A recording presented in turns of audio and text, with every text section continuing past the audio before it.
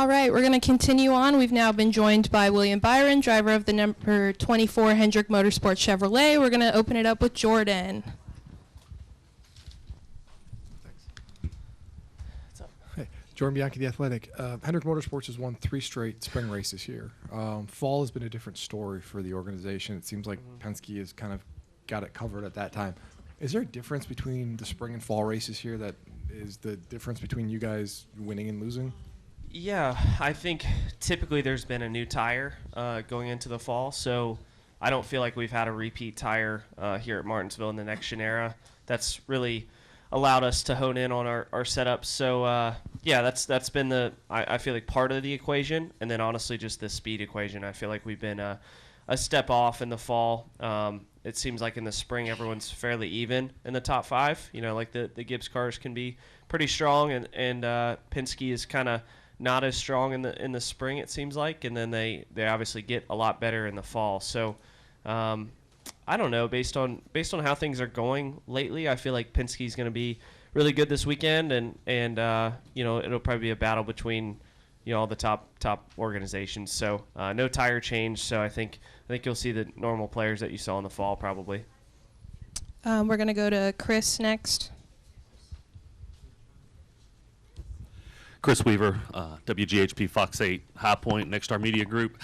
Looking ahead to Darlington, how do you get yourself in the middle space to race that track, not be too aggressive, and make sure you get to the end when it really counts? Yeah, I think that over-aggression's kind of overblown at Darlington, especially with this car. You can be pretty aggressive, and it's just, I don't know. I think you've got to be aggressive at Darlington now to get clean air and to stay up towards the front. So, yeah, you got to be good on the long run.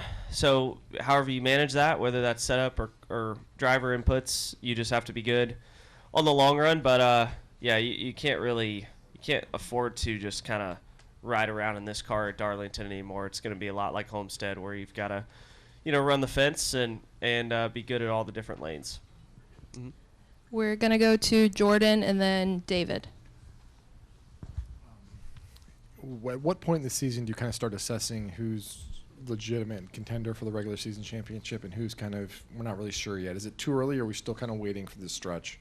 Yeah, I'd say get to July probably and kind of figure out who's close in points. You know, I think the last few years we've kind of seen that, you know, guys within 40 points can kind of make a charge and win the regular season. So honestly for us, it's just you've got to put a lot of stage wins together. You've got to put a lot of race wins together. So, yeah, it's whoever's going to break out and win multiple races. Obviously, Bell's already done that, but they've been kind of up and down, inconsistent. So, yeah, I think it's whoever gets a lot of stage points, stage wins, and then, you know, race wins kind of starts racking them up.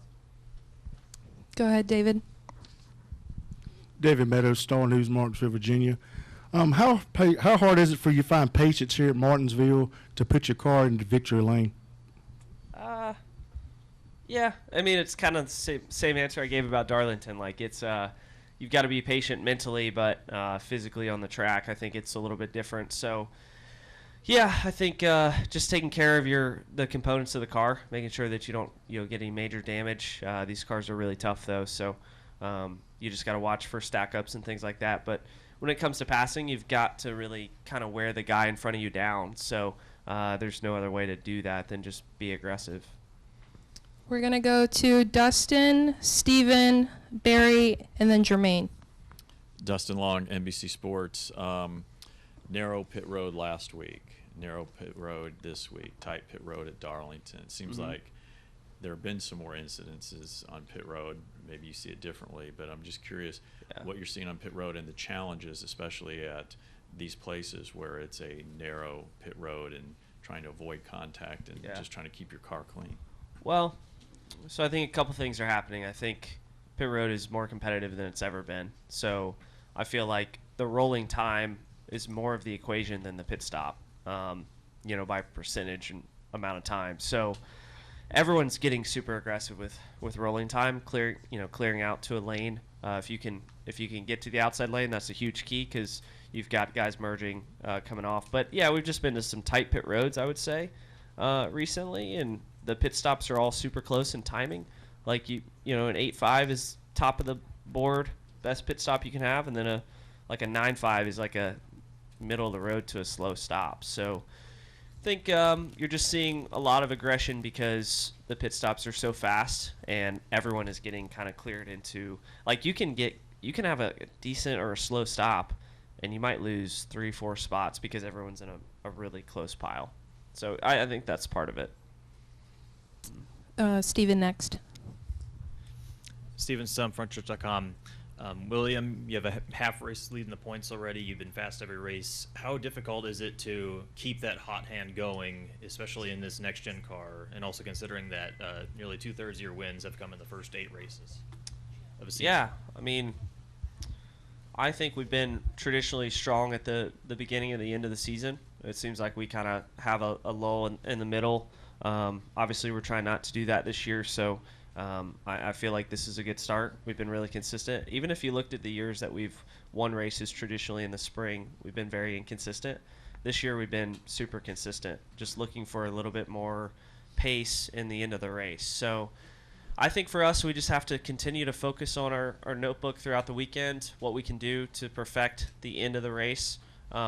We've had 3 weeks in a row that we haven't restarted at the front at the beginning of stage 3. We've had some sort of issue, whether it's speeding, cautions, strategy thing didn't work out. So we have not had smooth races, but we've been able to overcome. And I think that's where I see our team is our maturity is being able to overcome setbacks. So if we can do that all year, we're going to probably be up there in the points the entire time and not have sort of those down stretches that we've had in the past. So just got to, like I said, we got to, hopefully this weekend we can just perfect start to finish of the weekend. And typically our guys do a really good job starting the weekend with a close balance, and we just got to keep that going throughout the weekend. We're going to go to Barry and then up front to Jermaine. Yes, Barry Richmond, Piedmont Broadcasting, WAKG. In the last 13 races, Hendrick Motorsports has won 5, leading all the other major teams with victories. But historically, Hendrick as an organization just seems to do well here. What do you attribute that to? Yeah, it's kind of the age-old question. I think for us, it's just good preparation, good engines, good brakes, good teamwork. I think all those things, you can't win here if you don't have all the pieces of the puzzle, and that's why this place is so tough. And you have to have good pit stops, good car, good execution. So it just takes everything, and I think Hendrick has, I feel like, the best teams out there to do that. So I think we unload with good cars that are in the ballpark, and we're just able to work from there to have a really successful weekend. So even the years we've been off, we've been able to execute our way to wins. Like, I think Kyle won here with a 2-tire call, and a couple other times we've been able to kind of track position our way forward. So, I think it just takes the whole team. Mm-hmm. Jermaine. Jermaine Farrell, WFXR, Fox CW. Always a pleasure to talk to you, William. I got to ask you, it's sort of a 2-part question. Number one, you've had the success here with the wins. Is there one win that you like stronger than the other? And also, where do you have your grandfather clocks? Yeah, all the wins here are really special. Been fortunate enough to win 3 clocks, and I feel like the biggest thing is, everyone, like I said, is special, I think, for different reasons. The one in 22 is special for my family, and then the one last year was special for the Hendrick family. So just feel like every time you win here, it's just a really, really big deal. The fans are right there in front of you. It's really up close, and I feel like there's just a lot of energy and excitement around the wins here. So my clocks are in my house, and it's cool to look at those every now and then and kind of remember what those moments were like. But hopefully win some more. Any final questions? We have time for 2. We'll go to Bob and then John Newby. Bob Pockris, Fox Sports. Do you come in here at all remembering the longest 28 minutes of your life, if they were the longest 28 minutes of your life? Yeah, they were. It's funny you say that because I hadn't thought about it much at all, and then I went out for the truck race, and my pit stall was right around pit stall 6, and it triggered a memory, a scar tissue. So, last fall was wild for sure. yeah, I feel like there's parts of that race you just block out and just, I don't know. It's just hopefully we can make some better memories here this year, for sure. Go ahead, John. John Newby, Savage Ventures. So you mentioned the changing tires over the years. This will be the third race, counting Bowman Gray, that you've run the specific tire setup. And I was curious, with the different, temperature changes, all that, do you kind of have a handle on what to expect tomorrow?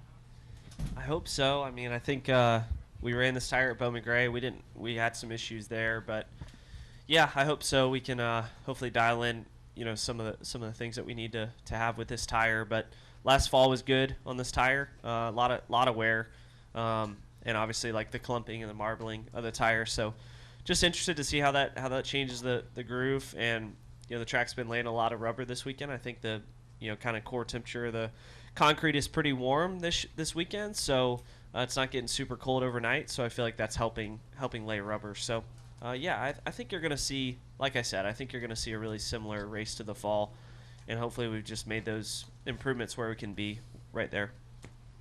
All right, William. Well, thank you for Thanks, joining guys. us. Good luck this weekend.